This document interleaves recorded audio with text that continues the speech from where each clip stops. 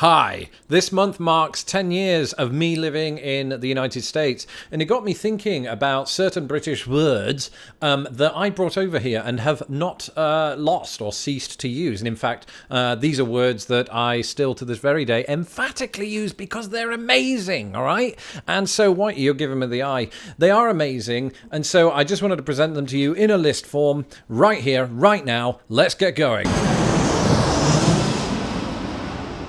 So despite insisting that I am not offensive, there are some words that I need to use offensively occasionally in order to refer to people that warrant it, quite frankly. I'm not looking at you specifically, I'm just sort of making conversation here. But the word daft, it's a bloody good word, isn't it? Because it's so succinct. You know, it so succinctly says what it needs to say. This is silly. You know, it's beyond silly at times to say something is daft. You look like you're about to burp then.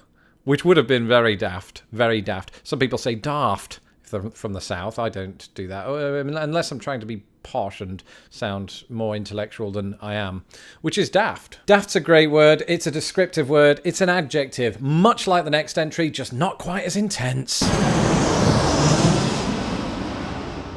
Mental. Something is mental. Now, I should point out, because I realised this watching Stranger Things, that the word mental in this very capacity was used in the United States. It may still be on some level, but I heard one of the characters in Stranger Things use it to mean that this is crazy or something's gone nuts, you know, mental. I say that all the time. You've probably heard me say it on these videos, because the world is a bit of a crazy place, and you need something, I think, that's, I don't know, rather fitting to describe it, and mental just comes out of my mouth quite often. I'm looking at my wife right now as if she is mental, as in crazy. Because he's daft. I'm not daft. Well, no, I mean, that is not true. I am daft, but you are mental. She's giving me the eye, and I don't know how to respond to that. Possibly the best way to respond is to move on to our next entry. Yes, knackered, one of my favourite words, which, you know, possibly says a lot about me because it means tired.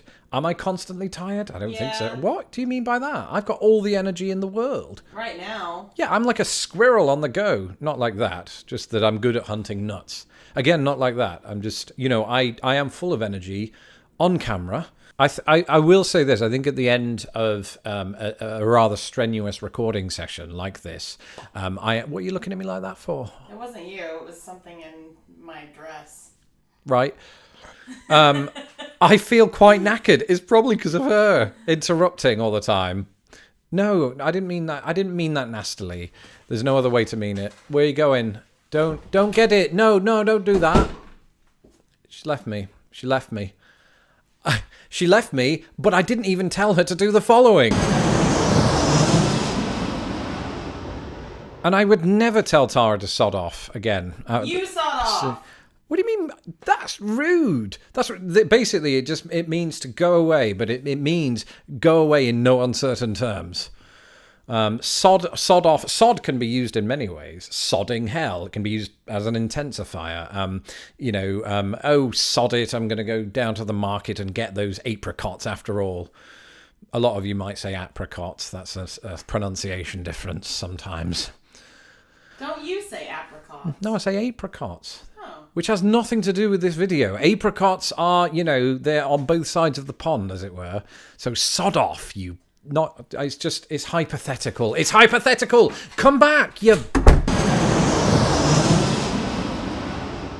I do use bloody a lot. And it always comes before another word. So, you know, bloody stupid, bloody daft, to be frank, bloody wife, what are you doing? And so it finds its way into a lot of my YouTube videos, mainly because even though it's a swear word, it does get past YouTube censors. People are not usually offended by it because they don't really recognize it as a severe word. And I can go about using it. Bloody face. Bloody beautiful. She's talking about me again. You meant yourself. It's arrogant. She's gone again. Look, the more you keep leaving this video, the more they're going to think that the video is a pretty good definition of our next entry. That was a segue. Hey wife, you are the exact opposite of this entry, which is rubbish. See, you're the opposite of rubbish, is what I'm saying. Am I? Yes. All right, I'll stay. Gosh, I practiced that one in the mirror last night when we were going, because I knew by this point you'd be offended. So rubbish, it can be used in multiple ways. It can be used in the sense of trash. Take out the trash, take out the rubbish, right? But the way I use it is just to mean poor, that something is quite poor. And I don't mean as in not wealthy, but as in just not very good.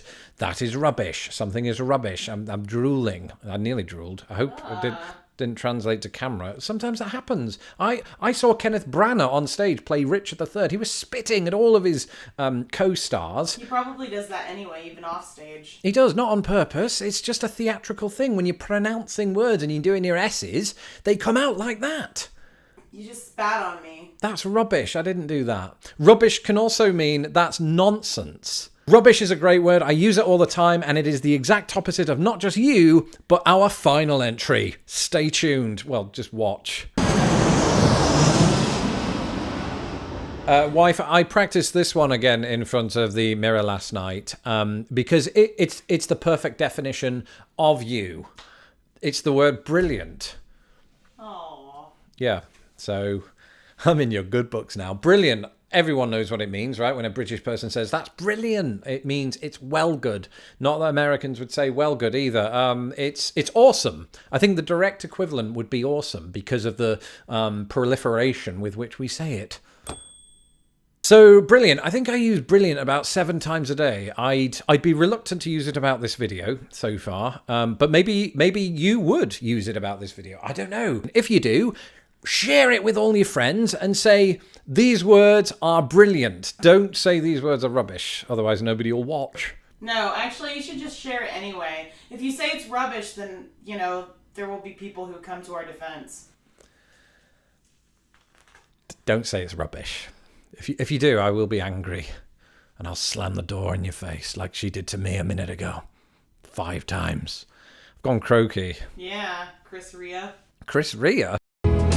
Driving home for Christmas, actors see their stupid faces. I don't think those are the lyrics. Driving home for Christmas, yeah. Thanks. Thank you for watching this episode of Distant Words. Don't forget to hit my stupid little face to subscribe, and please share this video with the world. Hit me up on Twitter, Instagram and Facebook, and if you'd like to support this channel, please do so at patreon.com/lostinthepond.